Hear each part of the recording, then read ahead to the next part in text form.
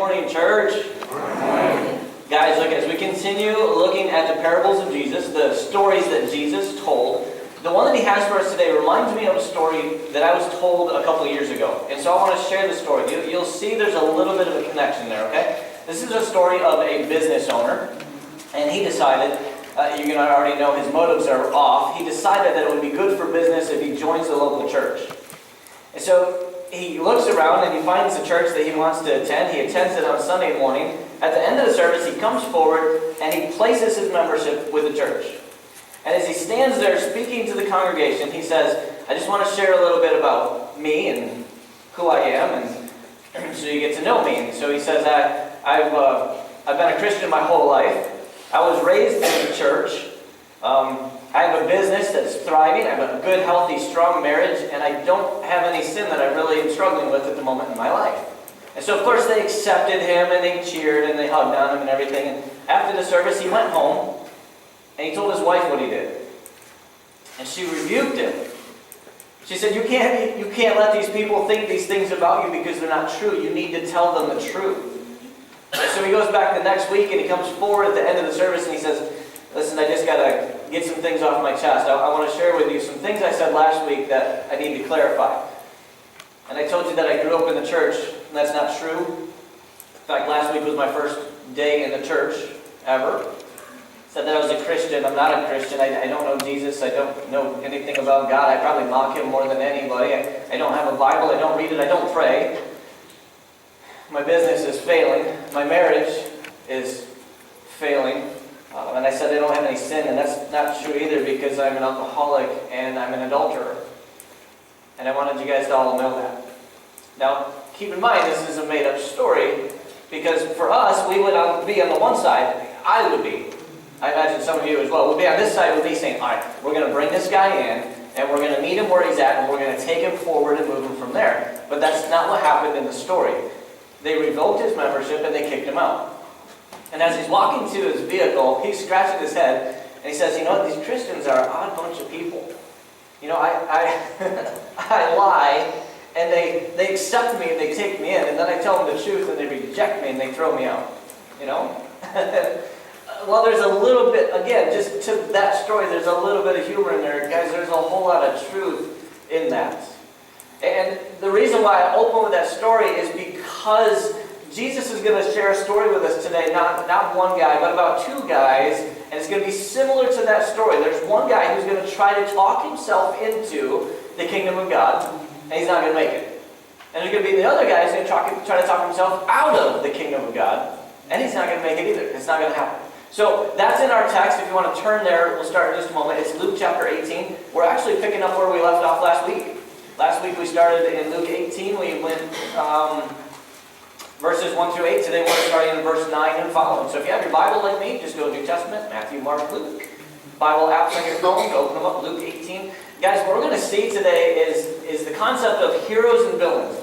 Okay? And as I put this message together and chewed on it, you know, I like to say chewed on it, over the past couple weeks, I started thinking about, you know, childhood.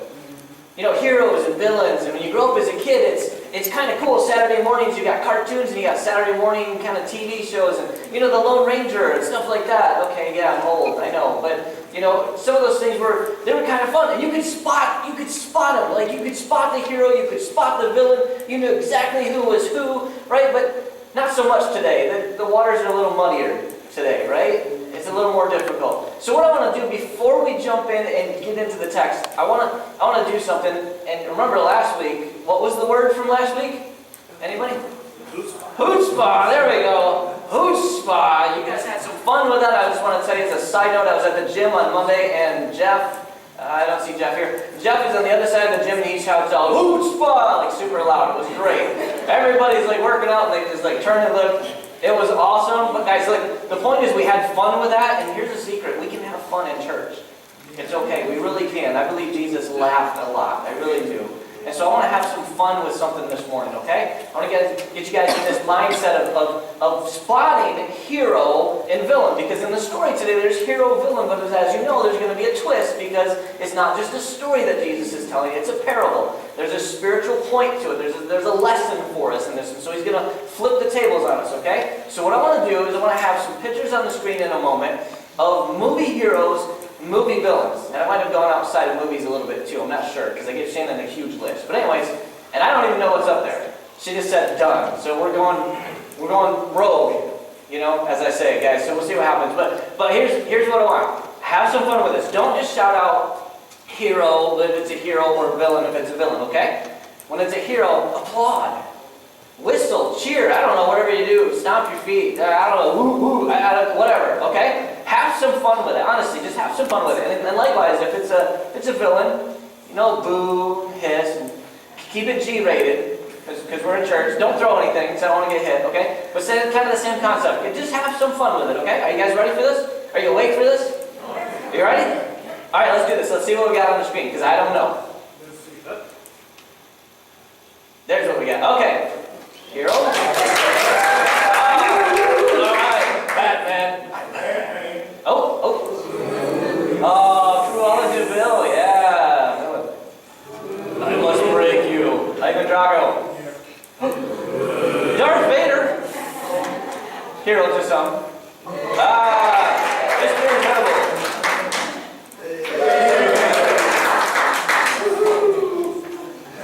Dark Helmet. Spaceballs. Either way, super awesome. Can't miss that one. Wonder Woman. Scar, Lion King. Yeah, there you go. The villain. Last one to pass. Trick slide. Where are you gonna go? Yeah, Steve got it. Depends on the movie. Yeah. I threw that. This is the last one. You guys did great, by the way. Thank you. This is the last one, and I did this one for a reason. Because it depends on the movie. Terminator 1, bad guy. He's the villain. He's the Terminator. But Terminator 2 and following, he's the hero. He's the good guy. Now, I put that on the screen specifically because that's what we're going to find in the text. Jesus is going to introduce two individuals, and immediately the mindset of the people, the crowd, they're going to say, hero, villain. Immediately. Just immediately they're going to pick on that. But by the time Jesus is done, Jesus is going to say, no, hero, villain. So that flip-flops, okay? So again, I wanted to get in the whole mindset of where we're going, and again, with that little bit of a twist at the end, okay? All right, you guys did good. You guys ready to go? All right, don't be too excited. Yeah. All right, okay. Let's start reading in verse 9. This is what Luke says. He says, to some who were confident of their own righteousness and looked down on everyone else, Jesus told this parable. Okay, so pause there for a moment, because we're getting set up. This is a setup, okay? In a good way, that is. Typically when Jesus would begin a parable, I mean, he wouldn't stand and say, guys, listen, a long time ago, in a galaxy far, far away, right? He didn't say that. He didn't say once upon a time. But we would know that when he starts a parable, he just jumps right in. Boom, Jesus just dives in. The gospel writer, too, would just say, Jesus spoke a parable, saying, and then you have to read it. You actually have to read what he's saying so you understand what's Jesus getting at, why is he saying this, where is the direction. Luke doesn't do that. Luke just throws it out there and says, look, there were some that were self-righteous. That's the way we would say it. They were confident in their own righteousness and they looked down on others. So some self-righteous dudes in the audience, and because they were there, Jesus said this parable, told this parable. And remember, it's the same crowd from last week. It's exactly the same crowd. The only thing that separates this message today from the message last week is this. A breath. That's it. It's the same exact audience. Jesus takes a breath, and he goes in, he starts talking about this. Again, it starts off a little different, so we need to notice that it's a little different. It also ends a little different than Jesus' normal teaching. He would typically end and say, those who have ears, let them hear. Today, he just pretty much says, all right, good night. Hope you got it. Good luck. I mean, he doesn't literally say that, but he comes to a conclusion and he stops.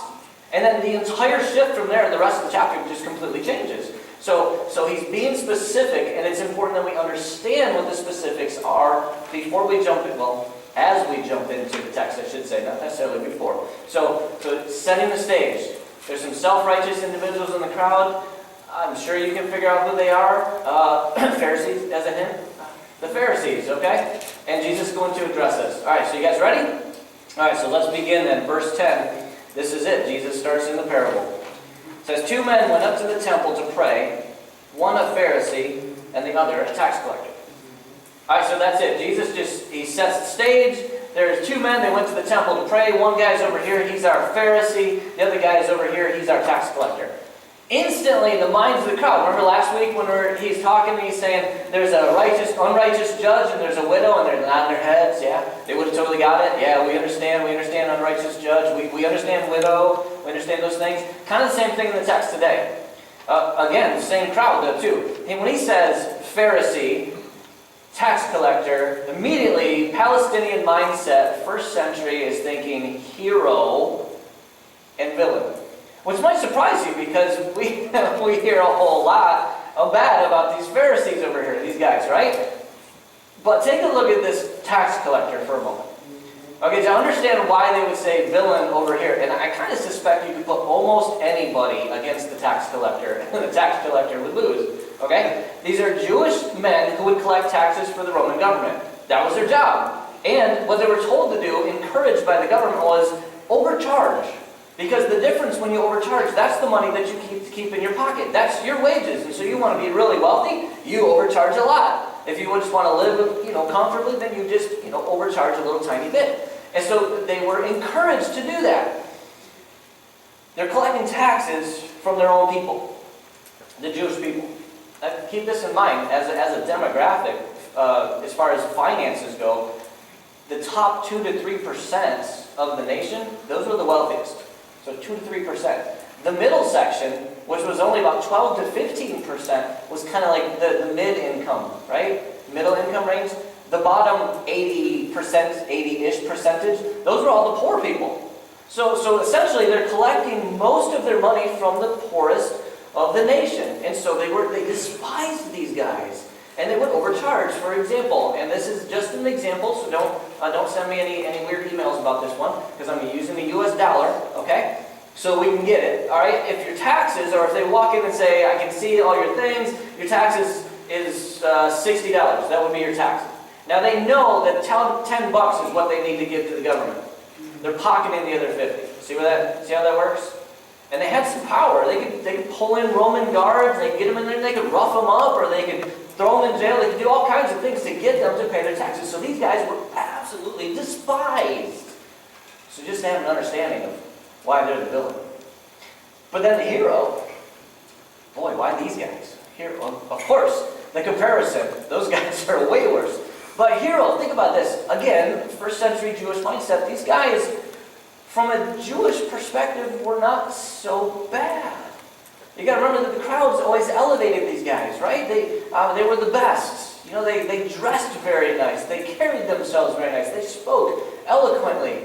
They followed, at least by perception, they followed God's laws, right? They were to be exemplified. Jesus at one time said, "You want to know how to get into heaven? You got to be more righteous than those guys over there, those Pharisees." Remember that? So they held them in high regard. And they did some things that were kind of right. And so the crowd is going to immediately just gravitate, all right, hero, villain. Okay, so we've got our hero, we've got our villain, supposedly, at least to begin with. So you guys ready now? Let's start off, let's see what they prayed, because they went to the temple to pray. Actually, before that, let me just ask you, why did they go to the temple to pray? We would say, duh, they went there to pray. Right? Duh. They went there because they wanted to encounter God. If you just think about it just in the purest sense, that's why they went there. It was an encounter with God. Guys, it should be the same for us when we come into church on Sunday mornings. It should be that we're here because we want to encounter God. Right? It should be no different for us as well. All right? But let's see, before we move too much further, let's see what happens with the prayers. So we'll start with this Pharisee over here. Okay? We'll start with our hero in the story. Verse 11 says this, the Pharisee stood by himself and prayed. Okay, and so just briefly, I know I have all the text down there, just bear with me for a moment. This is something that they would typically do. This isn't something that's out of the ordinary. They would stand by themselves. Or if they're in a crowd with somebody, they would kind of do this. kind of separate themselves from the crowd. The word Pharisee means separated. And so it's essentially what they do in a literal sense. And it's almost, okay, I just laughed, so it is laughable. But it's almost laughable with these guys, because the Jewish people were called to be separated, to be set apart from the other nations and people groups around them anyway.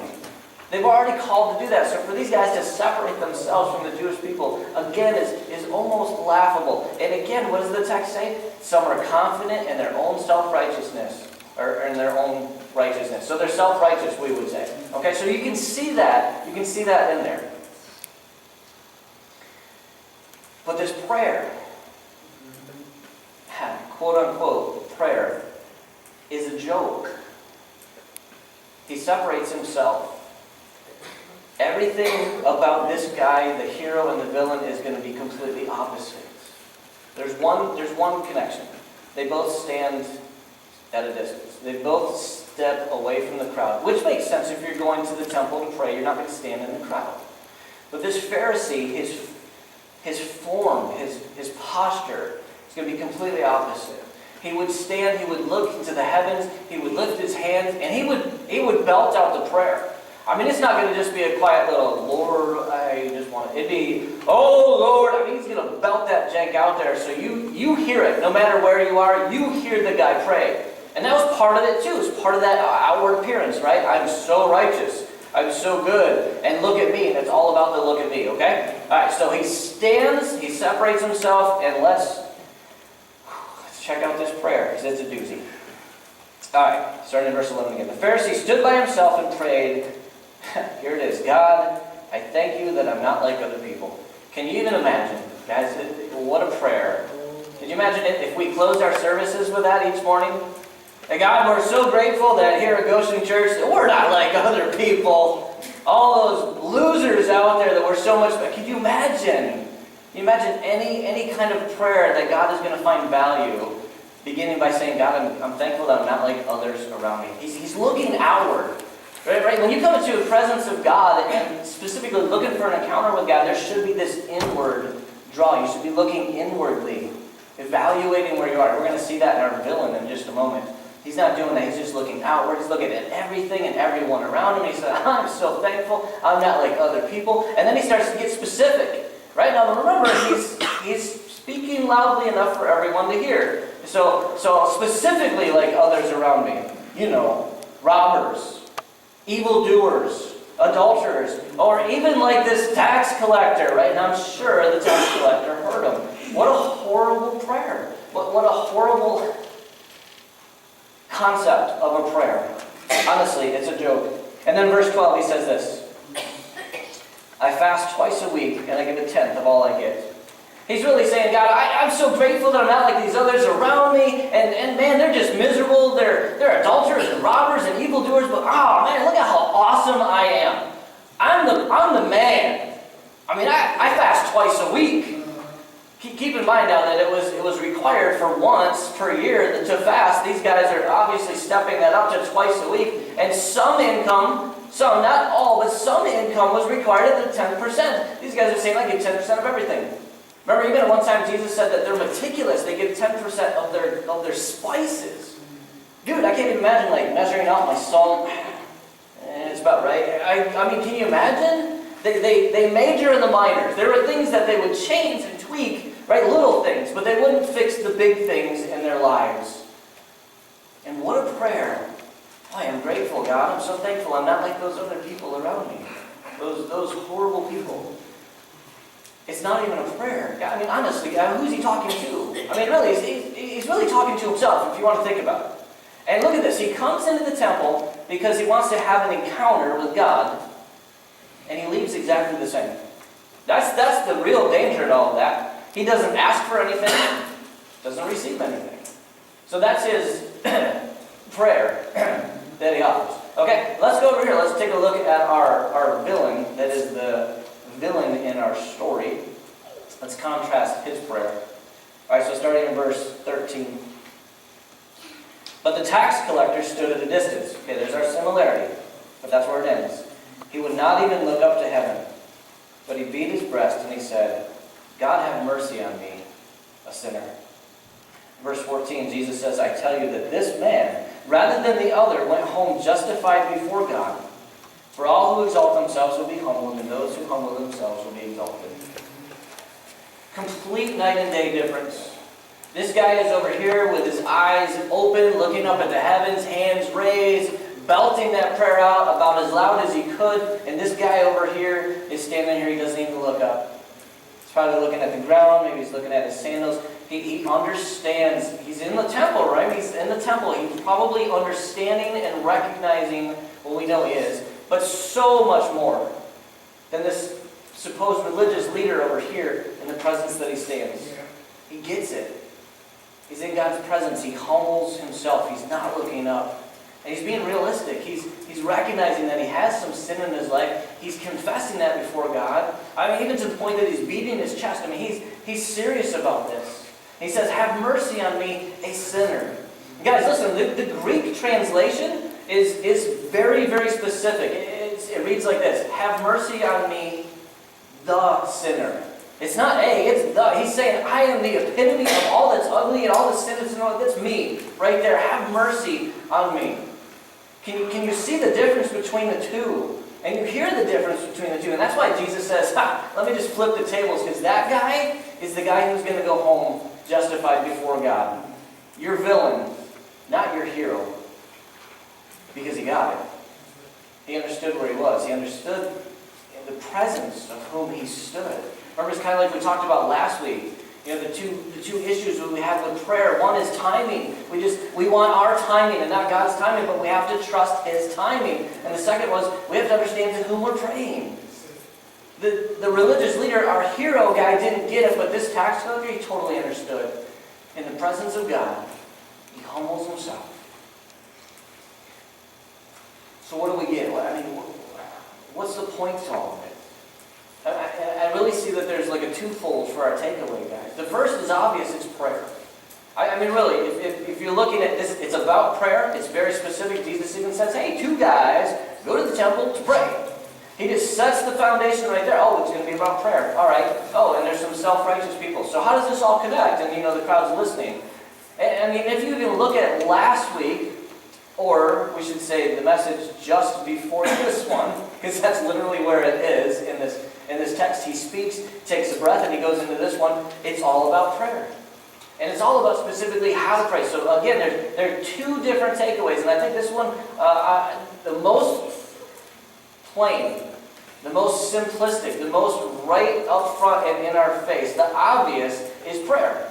And so if you're looking at the two combined, Jesus tells us that prayer is important. He wants us to know that prayer is important. And he says, when you pray, you should do it like this. You should be like this widow, right? You should be bold, right? Chutzpah. Pray with boldness. And don't quit. Don't give up. Don't throw in the towel. And be persistent.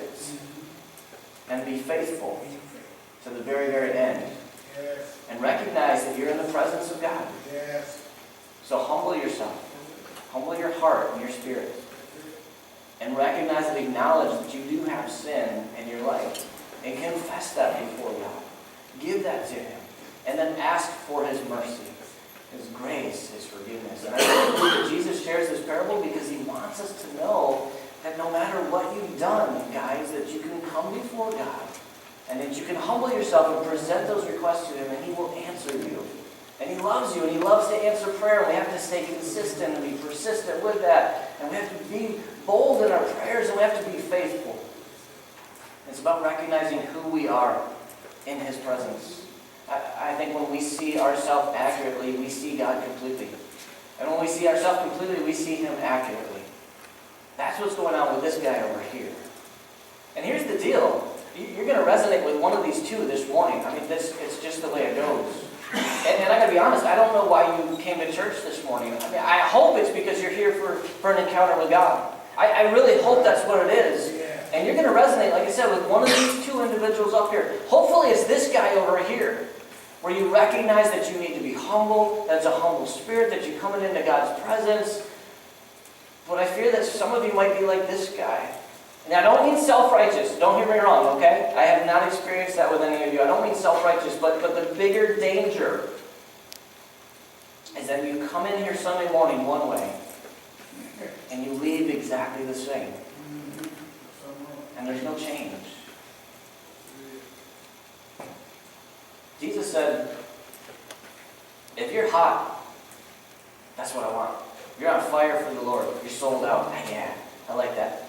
They also said, if you're over here, if you're cold, I'm not happy with that, but I can deal with that.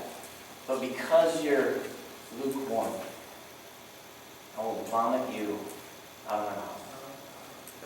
Guys, there's a real danger being in this position over here, being lukewarm. And again, I don't know why you're here this morning. I hope that it's because you're here, because you wanted an encounter with God. And guys, look, it's the worst thing that can happen is to come in here and go through the service and then leave and not be changed one single bit. And so it's my prayer every week, it's my desire every week that not just on Sundays, but every day, but specifically coming in on Sunday morning when you come in here, that when you leave here, you are changed for the better.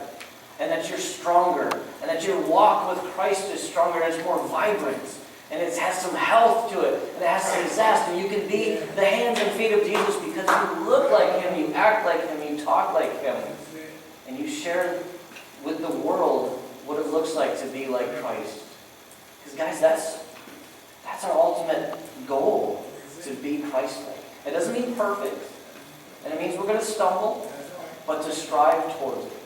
At every single step and every breath. So guys, it's my hope that when you come in here, that you grab a hold of God's Word and that it works on you. And again, if it's just something tiny, if it's just a little tweak that you need to make, that's awesome. Or if it's something that's significant that brings out a major transformation, that's awesome too. Because He does love you, He does care. And guys, like I said, it's about coming in and becoming stronger, more like Christ. He must increase, I must decrease. John said it best. It's all about Jesus. We've been saying that, haven't we? In fact, our sermon series is a year long, and it's all about Jesus. It's all about not just learning who Jesus is, but really getting to know Him at a deep personal level. Getting to be like Him. You know that statistically, within 5 years, you become like the people you hang out with? The people you spend the most time with, you will be like them within 5 years. It's a pretty proven statistic.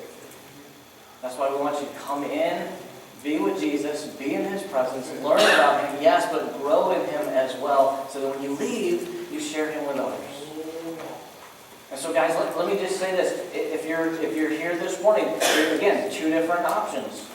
You're already an immersed believer, you're already a Christian, you're a follower, you're a disciple, but you're hearing the message and thinking, yeah, I kind of see where I can step it up.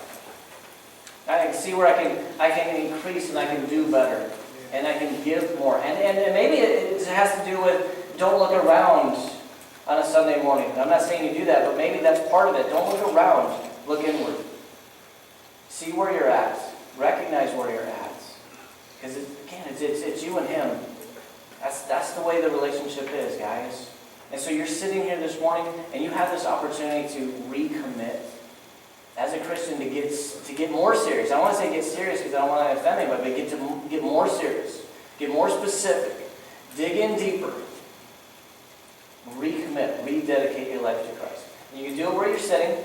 You can, but I always tell you that I wholeheartedly believe that when you put a physical step and a spiritual step together, there is a blessing in that. I can't even describe it, guys. God moves in those moments. So you can do it where you're sitting. But also keep in mind this. If you're here and you don't know Jesus, and you don't know Him as Lord and Savior, that's where it all has to begin. And you guys, you know how we do this. We stand, we sing together in a moment. And when we're singing, that's your invitation to come forward, receive Christ as Lord and Savior, to be baptized. Have your sins washed away, receive the gift of the Holy Spirit, that indwelling Spirit living in you. So guys, you know what your needs are. We're here in any way that we can to help you. So if you would please, at this point, stand with me as we sing the